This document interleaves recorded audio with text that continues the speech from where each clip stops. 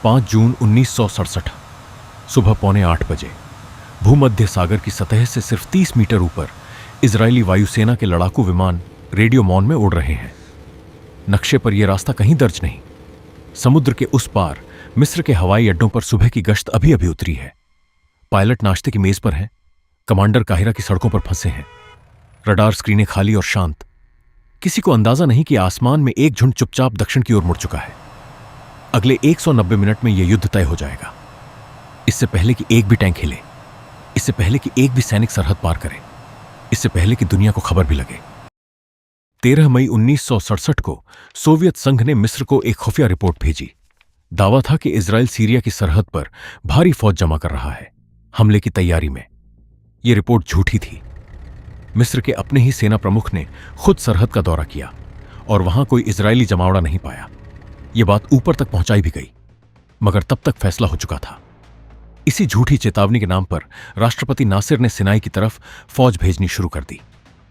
16 मई को नासिर ने सिनाई से संयुक्त राष्ट्र की शांति सेना को हटाने की मांग रखी और 24 घंटों के भीतर मिस्री बख्तरबंद टुकड़ियां पूर्व की ओर बढ़ने लगीं। उसी हफ्ते काहिरा रेडियो पर नासिर की आवाज बार बार गूंजने लगी, साफ शब्दों में इजराइल को मिटा देने का ऐलान। उन दिनों सस्ते ट्रांजिस्टर रेडियो हर घर तक पहुंच चुके थे और एक बड़ी आबादी के लिए यही इकलौता जरिया था दुनिया की खबर पाने का। यानी यह आवाज चंद नेताओं तक सीमित नहीं थी, यह सीधे करोड़ों लोगों के कानों तक पहुंच रही थी। सीरिया और जॉर्डन के नेता भी वही भाषा दोहरा रहे थे। कोई भी नेता पीछे रहकर कमजोर नहीं दिखना चाहता था। इजराइल की जनता के लिए यह अब सिर्फ सरहद का झगड़ा नहीं रह गया था। 22 मई को तिरान स्ट्रेट बंद कर दिया गया। इजराइल की दक्षिणी जीवन रेखा ईलात बंदरगाह तक जाने वाला इकलौता रास्ता अचानक कट गया। यह सिर्फ एक व्यापारिक रास्ता नहीं था। तेल और जरूरी सामान की आपूर्ति इसी रास्ते से आती थी और इसे बंद करना सीधे युद्ध की चेतावनी माना गया। 30 मई को जॉर्डन के राजा हुसैन खुद काहिरा पहुंचे और मिस्र के साथ रक्षा संधि पर हस्ताक्षर किए। अब इजराइल 3 तरफ से घिर चुका था, 3 सेनाएं एक साथ, और चौथी तरफ सिर्फ समुद्र था। घेरा पूरा हो चुका था और धमकी अब सिर्फ शब्दों की नहीं रह गई थी। अगर यह कहानी आपको अब तक बांधे हुए है तो चैनल को सब्सक्राइब कर दीजिए। ऐसी और अनटोल्ड स्टोरीज आती रहेंगी। रिजर्व सैनिकों को बुलावा भेजा गया और चंद घंटों में देश की अर्थव्यवस्था रुक गई। टैक्सी चलाने वाले, दुकानदार, वेटर सब वर्दी पहनकर निकल पड़े। दुकानों पर ताले लगे रहे, खेतों में फसल पकी खड़ी रह गई। दुनिया की बड़ी ताकतें बस बयान जारी करती रहीं। कोई मदद को आगे नहीं आया और इजराइल को एहसास हो गया कि इस बार लड़ाई उसे अकेले लड़नी होगी। यही वह मिश्रण था, 3 तरफ से सेनाएं, हर रेडियो पर मिटाने का ऐलान और दुनिया की खामोशी, जिसने तेल अवीव की सड़कों पर वह किया जो सिर्फ राजनीति से नहीं समझाया जा सकता। यारकोन पार्क में 14,000 कब्रें पहले से खोदी जा चुकी थीं। यहूदी धर्मगुरु सार्वजनिक मैदानों को कब्रिस्तान घोषित कर रहे थे। स्कूलों और होटलों के तहखानों में गैस मास्क बांटे जा रहे थे। 22 साल पहले जिन लोगों ने होलोकॉस्ट देखा था, उनके लिए यह डर एक बार फिर लौट आया था, इस बार अपने ही बच्चों की आंखों में। 28 मई को प्रधानमंत्री लेवी एशकोल का लड़खड़ाता हुआ रेडियो संबोधन देश के हौसले को और तोड़ गया। शब्द अटकते रहे, देश सुनता रहा और भरोसा टूटता चला गया। जिस नेतृत्व से देश को यकीन चाहिए था, वह उस रात नहीं मिला। 4 दिन बाद 1 जून को मोशे दयान को रक्षा मंत्री बनाया गया। एक आंख पर काली पट्टी बांधे यह सैनिक जनता के लिए भरोसे की आखिरी उम्मीद बन गया। लेकिन जिस चेहरे को कैमरे नहीं देख पाए, वह चीफ ऑफ स्टाफ यित्ज़हाक राबिन का था। फैसले का बोझ इतना भारी था कि वे 2 दिन तक टूट कर बैठ गए। सेंसर ने इस खबर को बाहर नहीं जाने दिया। जिस आदमी के कंधों पर पूरी सेना की कमान थी, वह खुद इस रात सबसे अकेला आदमी था। 4 जून की शाम मंत्रिमंडल ने आखिरी फैसला ले लिया। अगली सुबह का इंतजार अब सिर्फ घंटों का था और आसमान में उड़ते जिन विमानों से यह कहानी शुरू हुई थी, वे अब अपने असली निशाने की ओर मुड़ चुके थे। सुबह ठीक 7:45 बजे। यह समय किसी संयोग से नहीं चुना गया था। तड़के उड़ान भरने वाली गश्त कुछ मिनट पहले ही लौटकर उतर चुकी थी। पायलट अभी हेलमेट उतार ही रहे थे। रडार बंद कर दिए गए थे और नील डेल्टा पर छाई सुबह की धुंध अब साफ हो चुकी थी। विमान अब खुले आसमान में आसान निशाना बन सकते थे। मिस्र के ज्यादातर वरिष्ठ अफसर उस वक्त काहिरा की सड़कों पर अपने दफ्तर जाने की जल्दी में फंसे थे। मिस्री सैन्य नेतृत्व को अपनी संख्या और नए सोवियत हथियारों पर इतना भरोसा था कि किसी को फौरी हमले का खतरा महसूस ही नहीं हुआ। जिस घंटे मिस्र सबसे बेखबर था, इजराइल ने ठीक वही घंटा चुना। इजरायली विमानों ने सीधा रास्ता नहीं चुना। वे पश्चिम की ओर भूमध्य सागर के ऊपर निकले, फिर दक्षिण में मुड़े और मिस्र की सरहद में उन दिशाओं से दाखिल हुए जहां से किसी हमले की उम्मीद ही नहीं थी। पूरी उड़ान के दौरान रेडियो पर एक शब्द नहीं बोला गया। यह एक जुआ था। इजराइल ने अपनी लगभग पूरी वायुसेना इस एक हमले में झोंक दी, अपने ही आसमान को लगभग खाली छोड़कर। अगर यह हमला नाकाम होता तो देश के पास कोई दूसरी योजना नहीं थी। पहला निशाना रनवे थे, न कि विमान। खास तौर पर बनाए गए बम रनवे को इस तरह तोड़ते थे कि कोई भी विमान उड़ान भरने लायक न बचे। उसके बाद खड़े विमानों पर सीधी गोलाबारी शुरू हुई। एक एक करके कतार में खड़े लड़ाकू विमान बिना उड़े ही खाक हो गए। सुबह 9 बजे तक पहला दस्ता वापस लौट आया।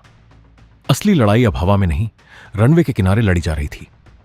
जमीन पर मौजूद तकनीशियनों ने जो किया वही इस पूरी योजना की असली नींव थी। 7.5 मिनट के भीतर हर विमान में ईंधन भरा गया, हथियार लादे गए और वे दोबारा आसमान की ओर रवाना हो गए।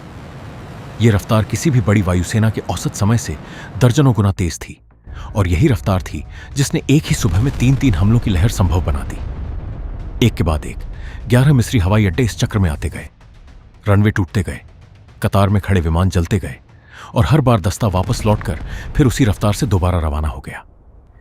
सुबह 11:15 बजते बजते मिस्र की लगभग पूरी वायुसेना, 500 के करीब विमान, या तो जमीन पर जल चुकी थी या तबाह हो चुकी थी। दोपहर में जॉर्डन, सीरिया और इराक ने भी इजरायली ठिकानों पर हमला करने की कोशिश की, लेकिन तब तक बाजी पलट चुकी थी और उनका असर लगभग नगण्य रहा। शाम ढलते ढलते हिसाब सामने आ चुका था। करीब 450 अरब विमान तबाह, और इजराइल के सिर्फ 19 विमान इस पूरी लड़ाई में खोए। मगर उसी सुबह काहिरा रेडियो कुछ और ही कह रहा था। दावा था कि इजराइल के 85 विमान मार गिराए गए और मिस्र ने सिर्फ 2 खोए। ठीक उल्टा सच।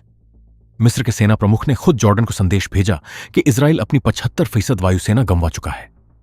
नासिर तक को घंटों असली हालात नहीं बताए गए। जब तक रेगिस्तान में जले हुए रनवे धुआं उगल रहे थे, रेडियो पर जीत के नारे गूंज रहे थे। आसमान की लड़ाई खत्म हो चुकी थी, अब बारी जमीन की थी।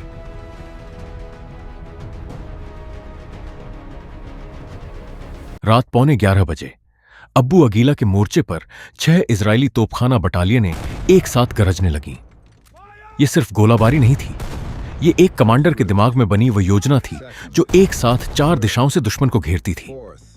हेलीकॉप्टरों से उतरे पैराट्रूपर दस्ते मिस्री तोपों के ठीक पीछे जा उतरे और उन्हें भीतर से खामोश कर दिया, इससे पहले कि वे अपनी ही पैदल सेना पर बरस पाती। इंजीनियर अंधेरे में पेट के बल लेटकर बारूदी सुरंगें एक एक कर हाथ से निकालते गए, ताकि पीछे से आ रहे टैंक बिना रुके आगे बढ़ सकें। पैदल सेना खाइयों में उतरी, संगीन दर संगीन लड़ाई हुई, और टैंकों की गड़गड़ाहट ठीक उसी लय में बजी जो योजना में घंटों पहले तय की गई थी। सुबह 4 बजे तक मिस्री दूसरी पैदल सेना डिवीजन की रक्षा पंक्ति टूट चुकी थी। 40 मिस्री टैंक तबाह, इजराइल के 19 वाहन क्षतिग्रस्त। उसी रात कहीं दूर एक बख्तरबंद टुकड़ी उस रेत के समंदर में उतर चुकी थी जिसे हर नक्शा अगम्य लिखता था। 9 घंटे लगातार बिना रुके धूल के गुब्बार में टीलों के बीच से गुजरते हुए ये टुकड़ी मिस्री लाइन के ठीक पीछे जा निकली, बियर लाहफान के पास, वहां जहां दुश्मन ने कभी सोचा भी नहीं था कि टैंक पहुंच सकते हैं। जब तक मिस्री कमांडरों को खबर लगी, घेरा बंद हो चुका था, लेकिन हर मोर्चा इतना साफ नहीं था। जिराड़ी दर्रे में इजरायली टुकड़ी घात में फंस गई। एक तंग रास्ता, दोनों तरफ ऊंची चट्टानें, ऊपर से लगातार गोलाबारी, और पीछे हटने की कोई जगह नहीं। यहां जीत की कीमत लहू में चुकाई गई, और हर आगे बढ़ता कदम किसी न किसी की जान लेकर गया। दोपहर तक अब्बू अगीला का जंक्शन इजराइल के हाथ में था। मिस्री सेना पीछे हटने लगी और सिनाई के भीतर जाने का रास्ता खुल चुका था। अगले 2 दिनों में इजरायली टुकड़ियां रेगिस्तान पार करती गईं, और 8 जून चौथे दिन बख्तरबंद टुकड़ियां स्वेज नहर के किनारे जा पहुंची। सिनाई का मोर्चा अब तय हो चुका था। उसी दिन भूमध्य सागर में एक अमरीकी जासूसी जहाज USS लिबर्टी इजरायली हमले की चपेट में आया। 34 अमरीकी नौसैनिक मारे गए। इजराइल ने इसे पहचान की भूल बताया। यह दावा आज तक विवादित बना हुआ है। 5 जून की सुबह इजराइल ने संयुक्त राष्ट्र के जरिए जॉर्डन को एक संदेश भेजा, दूर रहो, हम पहल नहीं करेंगे। लेकिन उसी सुबह जॉर्डन तक एक और संदेश पहुंच चुका था। मिस्र के सेना प्रमुख का दावा कि इजराइल अपनी 75% वायुसेना गंवा चुका है, जीत लगभग तय है। राजा हुसैन ने इसी झूठे भरोसे पर फैसला किया। जवाब 10 बजे आया, तोपों की शक्ल में। पश्चिमी यरूशलेम पर जॉर्डनी गोलाबारी शुरू हो गई, और अब यह मोर्चा भी खुल चुका था। एक ऐसा मोर्चा जिससे इजराइल बचना चाहता था और जिसमें जॉर्डन एक झूठ के सहारे उतरा था। 55वीं पैराट्रूपर ब्रिगेड को महीनों से सिनाई में हवाई हमले के लिए तैयार किया गया था। रेगिस्तान में उतरना, खुले मैदान में लड़ना। रातों रात उन्हें एक ऐसे शहर में भेज दिया गया जिसकी सड़कों का न कोई नक्शा था, न कोई प्रशिक्षण। यह शहर पत्थर की तंग गलियों का शहर था, जहां न तोप चल सकती थी न बमबारी। धार्मिक स्थलों को बचाने के आदेश के साथ हर कदम पैदल, हर मोड़ अनजाना। 6 जून की रात 2:30 बजे गोलीबारी अमुनिशन हिल पर शुरू हुई। खुफिया रिपोर्ट में यहां सिर्फ एक प्लाटून बताई गई थी। असल में यहां 150 जॉर्डनी सैनिक तैनात थे, 19 साल की कैलेबंदी के भीतर, बंकरों और संचार खाइयों के जाल में छुपे हुए। यानी हमला करने वाली टुकड़ी के बराबर संख्या, अनुमान से 3 गुना ज्यादा। खाइयां इतनी तंग थीं कि एक बार में सिर्फ एक आदमी गुजर सकता था। पीछे वाला आगे वाले की मदद के लिए गोली भी नहीं चला सकता था। जो अफसर सबसे आगे थे वही सबसे पहले गिरे। 4 घंटे तक यह लड़ाई हाथ की दूरी पर लड़ी गई। ग्रेनेड, संगीन, घुप अंधेरा, चीखें जो पत्थर की दीवारों से टकराकर लौटती रहीं। जॉर्डनी सैनिकों ने पीछे हटने से इनकार किया। यह पस्त सेना नहीं थी, यह आखिरी आदमी तक अपनी जमीन के लिए लड़ने वाली सेना थी। सुबह 6:30 बजे तक यह पहाड़ी शांत हो चुकी थी। 36 इजरायली और 71 जॉर्डनी सैनिक इस एक रात में मारे जा चुके थे।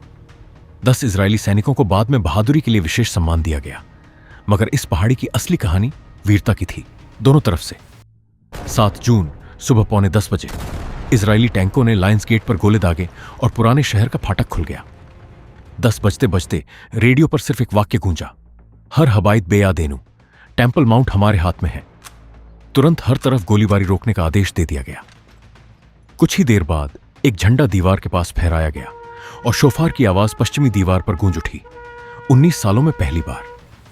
रक्षा मंत्री मोशे दयान, चीफ ऑफ स्टाफ यित्जहाक राबिन और सेंट्रल कमांड के जनरल उसी दोपहर दीवार तक पहुंचे।